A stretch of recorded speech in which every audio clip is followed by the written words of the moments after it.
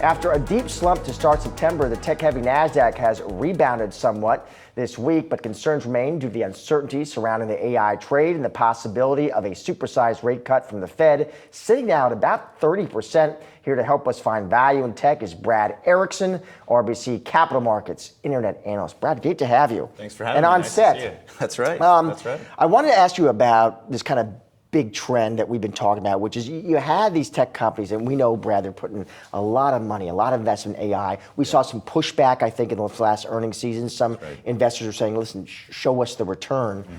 Then we were talking off camera about this. I saw Michael Dell, though, on X, saying, you know what, he was kind of comparing where we are now with AI to the early days of the internet. And I think what he was saying was, maybe everybody needs to take a deep breath, that game-changing technologies like AI, they just take a while to play out before they show their true impact. Where are you kind of sitting in this debate? So I think one way to look at it, anyways, would be that there's applications that have emerged for generative AI and just AI in general that are right in front of us. We can see them today, right? And it's easy stuff like software engineering, efficiencies around that. It's customer support. It's a lot of marketing tools, right? Think of like what Meta and Google are doing. There's some interesting things around online professional services, and then there's sovereign AI, right? Like countries spending money to use and exploit data that they have that no one else has, right?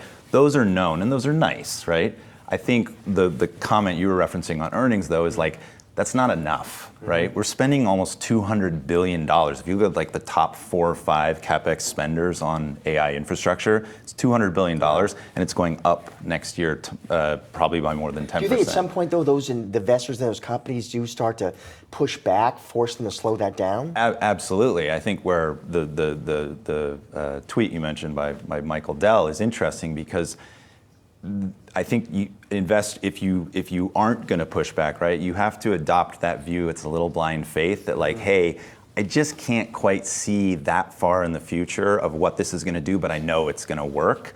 And I think, from my perspective, like, we're taking a little bit more measured approach, saying, look, $200 billion, think about what you need to do to maintain operating margins. Pretty simple math of like, are we really talking about like $400 billion of marginal revenue every single year? Those are big numbers. Yeah.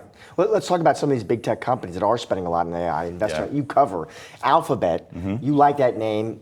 I think outperform, right? Still Alphabet. There are some, it's interesting, Brad, there's some of your colleagues on the street, even they have buys, right? But I sense a little, I don't even want to call it concern. They're at least raising questions about what the what does long-term search actually look like with rising competition from names like Sam Altman over at OpenAI? Just how are you thinking about that dynamic? Yeah, so a lot of time being spent analyzing like, hey, we've heard about Claude, we've heard about Perplexity, we've heard about ChatGPT, what is Gemini going to look like, right? There's all these competing tools.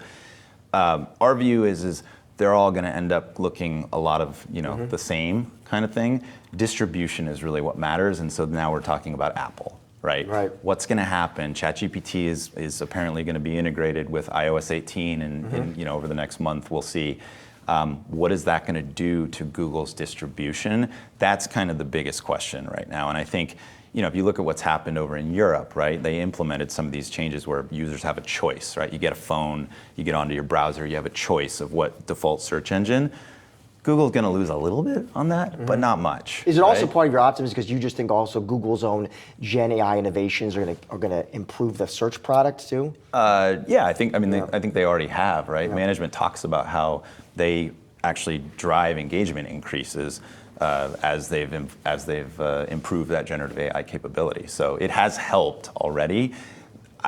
But again, the question, I think people focusing on like whose chatbot is better is not the right way to think about it, or doesn't matter as much. It's more distribution, right? Is their distribution going to be impacted from some of these upcoming changes?